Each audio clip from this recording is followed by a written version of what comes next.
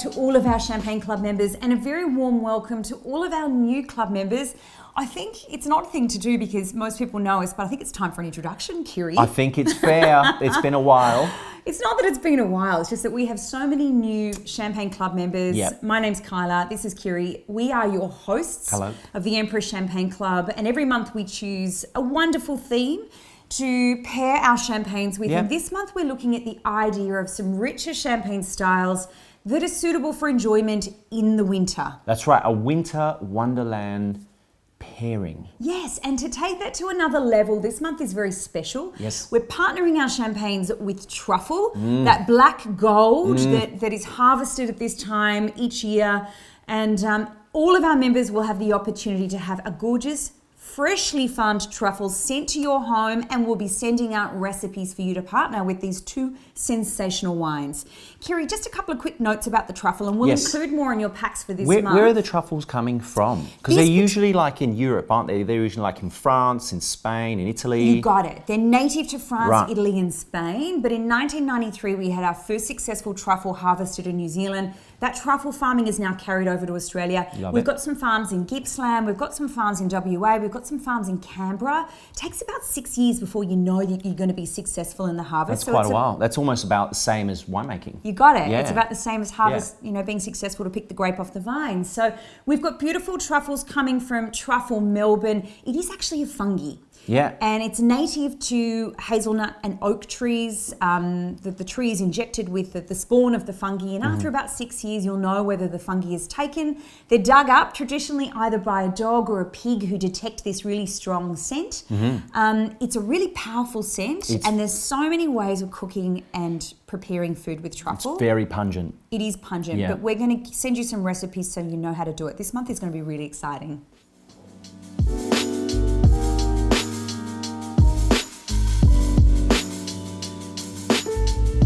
So our first producer this month is Jeaunaux-Robin, a really lovely little producer based in a village called Talus-Saint-Prix, which is actually in a little valley called Petit Morin. Now, if you're looking at the map, you've got the Côte de Blanc and it snakes all the way down. Yeah. And I didn't even know that this was part of the Côte de Blanc, but when I looked at exactly where it was. Southern Tail. Southern Tail, so you've got Cézanne, and then north of Cézanne, just begins the Côte de Blanc. It's a really interesting spot. And it's normally Chardonnay, but it's not for this village. It's Pinot Meunier. Why, Kiri? Pinot Meunier, so they have, it being in this valley, as I mentioned earlier, they get quite a lot of frost. And I've seen some images on their website which are fantastic. Everything's covered in frost and ice. So that Pinot Meunier ripens later. Yeah. So it flowers later. So it misses all the spring frosts and maintains fruit, which is Reduces what that you want. risk. Yeah, it's gorgeous. So the parents started in 1971.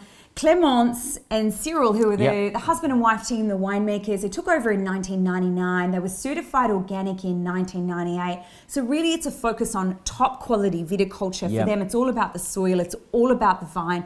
And I think that shows in some exceptional champagnes coming out of this very sweet little producer. For sure. I mean, their whole range is really quite excellent when you're looking at the different styles of Meunier and what they're doing with it. The wine that led me into their wines was the Sanier, which blew me away. But I was actually equally impressed with this, and I think it's going to be a fine pairing partner for our dish. Truffle.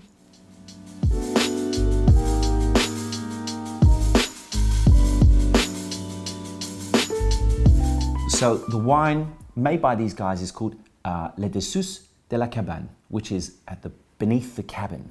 Under the hut. No idea what any of that means. Cryptic. But what I do know is that the wine tastes fantastic. Yeah. Meunier led with 60%, 30% Pinot Noir, so it's all dark fruit, and just that little bit of Chardonnay, 10% at the end, just to give it some of that lift.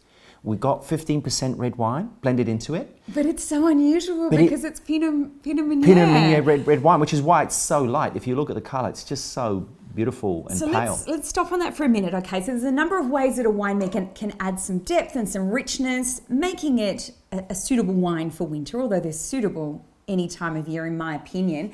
But normally when you make an assemblage style of rosé champagne... To assemble, we take some red wine. So you take the Pinot Noir or the Pinot Meunier, both red grapes out of the vineyard, crush the grape, let the skin that contains the colour macerate with the juice to make a light red wine style, which is then assembled with the white base. Exactly, yeah. Traditionally, it's Pinot Noir, and in this case, it's quite unusual that it's Pinot Meunier. And look, as you say, Kira, you've got a bigger berry, so you've got a larger skin to grape pulp ratio. That's so right. a nice light red style because it's actually a 15% addition, which is quite high. Yeah.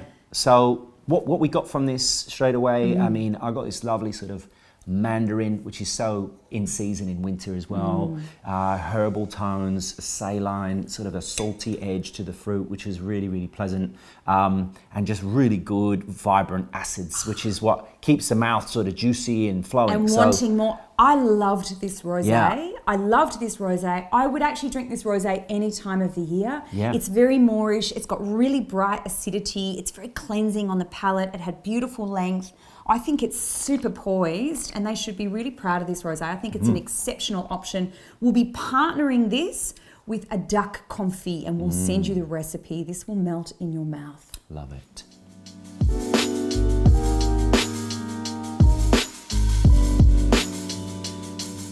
Champagne that we're featuring this month, which is coming out to all of our connoisseurs, I think is a bit of an unsung hero in champagne, because I've got to say their Cuvée D collection, which we're featuring again in this month's episode, is sensational. I love it. It's great. It's blown me away. I've tried the whole range, the rosé, the ultra brut, the normal standard D that they make, all age minimum 5 years. This is all great. I mean, they're just brilliant. They're all well made. So this is a house that's located in the south of Champagne in the Côte d'Ivoire in Hameau du Hermeville. Correct me if I'm wrong, Kiri. I will correct you. It's Hameau de Villeneuve, but that's okay, Kyla, because French villages are really hard to pronounce. All right, well, we'll start by the winemaker, chef de carbs of 25 years, the man really driving the style of the maison is Michel Parisot. Yeah. He's been at the helm for quite some time. I think he's an outstanding winemaker. We do have a cooperative here, so we've got several wine growing families that have come together, and he's collecting the fruit. He's choosing only the very best fruit to go into the house's cuvées. Yeah. And we're seeing that in the wines.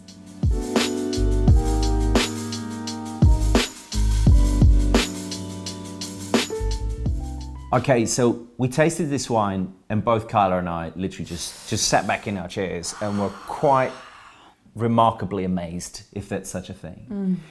I was saying earlier that you could quite easily just grab a bottle of a well-known brand, big brand, put it in front of a truffle dish and go, there you go, that's going to be magic. And look, we'll probably be okay. But this is something else. Oh, it's good. We got so much going on in this. What was some of the flavours that you got going on? Well, for me, so it's 2008, right? So 10 out of 10 vintage, the vintage of the decade. Now, I've had some 2008s that haven't blown my mind. No. In fact, I've had some last week that didn't blow my mind. This is everything I love in champagne. This is the reason I do what I do. This wine is, excuse me for swearing on camera, but it's fucking fantastic. We're all adults here. It's an excellent cuvee. You've got 50% Chardonnay, you've got 50% Pinot Noir, you've got Chardonnay coming from the Côte de Blanc, you've got Pinot Noir ripeness and juiciness coming from the Côte de Bar. Yep. But for me, the Chardonnay is singing. Yep. You know, this is so beautiful. It's so poetic. I love it. You've got the chalk Chardonnay from Côte de Blanc, and you've got the clay Pinots from the south. I mean, that's a great lineup already, because you're just fusing these flavors. Throw them in the cellar for 10 years, disgorge them, and then leave them sat there for 6 months just because. Then release it to the market, and what you have is something magnificent. We got things like roasted hazelnut, Portuguese sort of caramelized tarts with custard tarts, cream, French butter, spiced patisserie pear. notes. So much is going on in this. One of the most amazing things I picked up love on this it one. was the lovely freshness and acid straight away, to show that wine is still alive and still very much But it's awake. got acidity, it's has. got beautiful poise, but it's also got length. Now, I've had some 2008s of late that are beautiful on the nose, but they don't follow through on the palate. Fall short. You get this, they fall short. You know, they're a bit astringent. Yeah. This is perfect on the nose, pleasant, pleasant, pleasant. Please don't serve this in a skinny glass if I find out. Yeah, you're going to get fined. They're fine. Big glass, but it's beautiful on the palate. It's got poise and it's got length. It's everything you want in the 2008. We have partnered this with a gorgeous ravioli dish with some fresh truffles shaved over the top. You don't need to go to Europe this summer. You need to be at home drinking this wine with this dish. Heaven.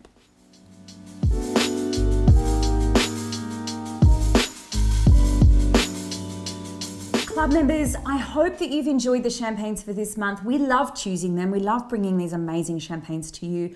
We hope that you enjoy the twist on this month in that we are offering to have truffle delivered fresh to your home. You will receive an email this week with the link to purchase your truffle, either 20 or for you indulgence, 40 grams of truffle coming to your door. If you're having a dinner party, something like that. Maybe an undercover dinner party if you live in Victoria. But Kiri, thank you for helping choose the wines this month. You've done a great job as per normal. Well, thank you. It's been a pleasure choosing them, as always. And we always love to hear your feedback. For me, this is a pleasure to do. But when you get the enjoyment, we sort of want to hear, what was your night like? What did you think? So do write to us. Thank you, and welcome to all of our new club members. We hope to see you somewhere around Australia very soon.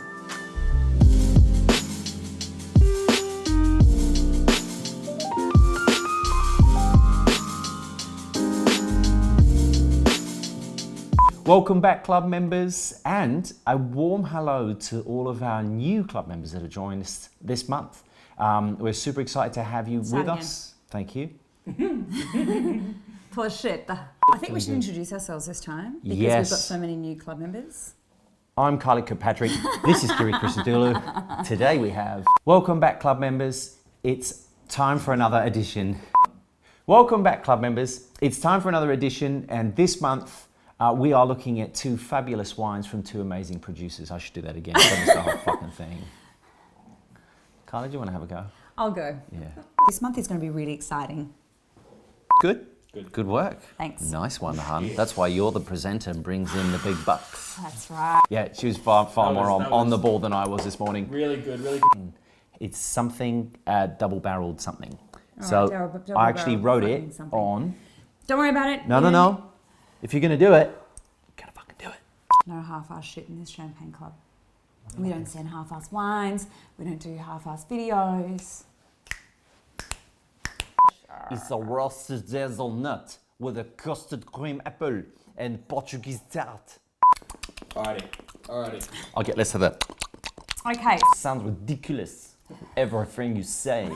Everything. South of Champagne. Dig it. They are a cooperative, plots of grapes to make their Devaux. This is completely the opposite of what we did last month. I'm not a Bourgogne anymore.